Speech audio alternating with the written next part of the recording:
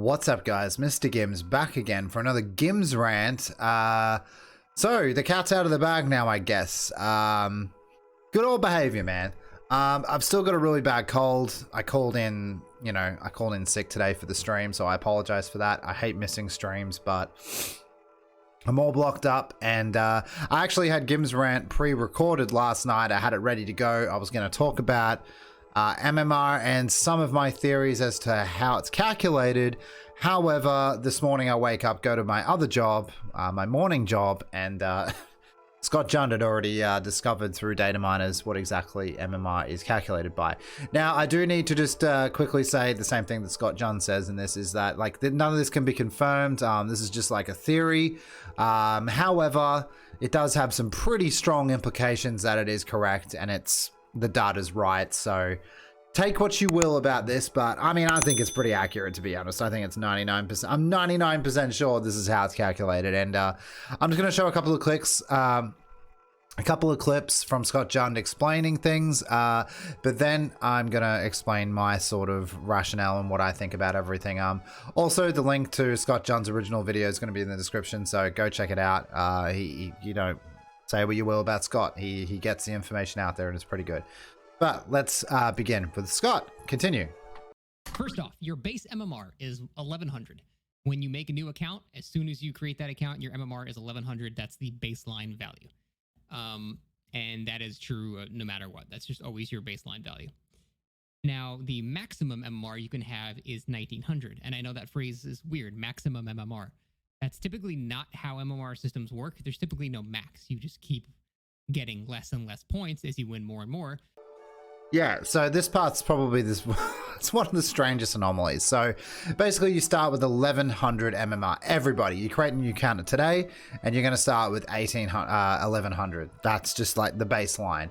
And the highest you can get is 1900. So that's what, 800 MMR in between, which is really bizarre and really strange. Considering in all my years of Dota 2, I never properly reached a high enough MMR. Like, I was at 3k at one stage, and that's considerably good, I'd say. But yeah, 1100 to 1900 really isn't much of a difference. Basically, from the continued evidence that he goes through, you gain the max you can gain in a round of Dead by Daylight is 20 points added to your MMR score. MMR is skill-based matchmaking, by the way, for those of you who don't know. And it has a couple of parameters, and this is the part that just really pissed me off. Let's Scott continue. There is a number of things that determine what points, who gets what, basically. But at the end of the day, it's very simple. It's mostly based on kills, escapes, and an interesting thing is the duration of the game plays a pretty significant modifier. Yeah, this part pisses me off because they went through all this, and Peanuts himself, and you can go check out my latest episode of Dead by, he says, it's a very technical process. No, it's not, Peanuts, because you're using the system that you said you're not going to use. Originally, you said basing it on escapes and kills is the worst.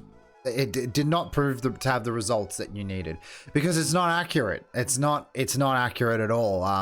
You can 4K for the stupidest of reasons sometimes. Maybe you're playing against people that picked up the game today, and the same can be said about escapes. Yeah, the killer could be brand new and not knowing what the hell he's doing, or she, and it's not a good calculation of skill. So yeah, kills and escapes count towards your MMR. And then I think what they've improved on it is the time in game. Now, apparently, according to the data he mines, that 10 minutes is like the sweet spot. Is like, if you're in a game for 10 minutes, you're going to get the max amount of MMR if you get a 4K. It's those three parameters. So it's like time in game and kills and escapes. So escapes if you're survivor and kills if you're killer. And that's okay, I guess, adding a timed variant to it as well as a scorecard, because that does show a certain amount of skill, I guess. But at the same time, if I'm playing against potatoes, I'm just going to let the game draw out more now to get the MMR, to get more MMR. So, like, if I can see the team struggling and then they're at 5 gens in 5 minutes, then I know to slow down and make sure the game lasts over 10 minutes. So again, as soon as people figure this out, and maybe that's why you didn't want to tell people this, that people are just going to milk it for what it is. But I don't know. I think doing it on kills and escapes being the main parameters, I think it's bullshit. And you guys said that's not the case. You said you changed the parameters, but you didn't. Anyway, come on, Scott. The interesting thing, though, was I'll read a direct quote from the person that leaked this stuff to me. They said, Chase doesn't seem to be valued. Point game was static. For example, they were all in a four-man of all insanely good players, like players that would go on very long chases. The people that sat on gens the entire game got the exact same amount of points as the people being chased all game. It didn't seem to matter what you did during the match. All that mattered was that you escaped and how long the game was. So it treats the entire Survivor team as a team. That's bullshit. Okay, so they're counting. So if you escape and the game goes over 10 minutes and you were just doing gens the entire time, you're going to get 20 MMR. Plus 20 MMR, which is the max you can get in a round. I totally disagree with this as well. And this is for the Survivor side as well. Sorry, my brain's all over the place because I'm still sick. So basically, in my opinion, and this is just my opinion, I think you're a much more skilled survivor if you've had successful chases. Successful chases can definitely mean you got away or you lasted ages and went down. I think they both can be attributed to a successful chase, wasting time for the killer. So that means that, gens were done. But yeah, you're trying to say now that I can just, hold M1 on a gen while someone else does all the work for me, because I consider the chase all the work, pretty much. I just think that's bullshit, because you can just get boosted to 1900 MMR. You can be the best player in the game now, and you can get boosted. Even in solo queues, you can get boosted now. And I don't think that's a good way to measure MMR at all. I think the chase is far more important, far more valuable, and takes far more skill than pressing spacebar and these skill checks that pop up.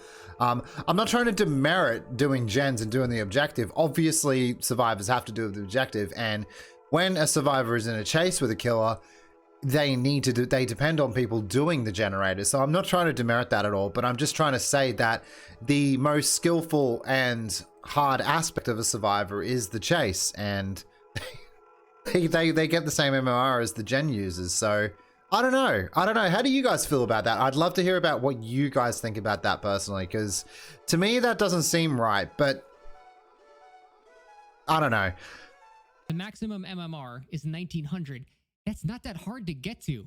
And the whole point that the data miners were basically talking about was that all the people that are playing super sweaty to get to this super high level, they were probably already at it a day into this system. Yeah, it's not going to take long. 1900 isn't very hard to achieve from 1100, but as he's saying there, a lot of people would have been plugged into the system at maybe 1700 or something like that. So it just makes MMR kind of superfluous. I love using that word for this company. Yeah, it just makes it superfluous. It just means that when kills and escapes are the main factors to it, the system that you guys said that it won't be. We may as well just go back to the old system, right? Is anyone with me on this one? But yeah, guys, that's my opinion on MMR. The queue times, by the way, just aren't worth it. He did go into further detail later on.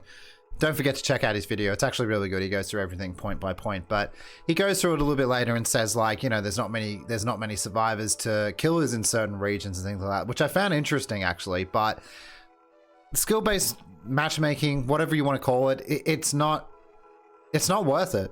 It's not worth my 10-minute queue time every single day. It usually means I can only get 4 matches really an hour, and it's just boring waiting in queue. Survivor, I think it's okay. My solo matches have been okay for the most part, which is interesting. And I kind of like that. It's making me play Survivor more, which is not good though.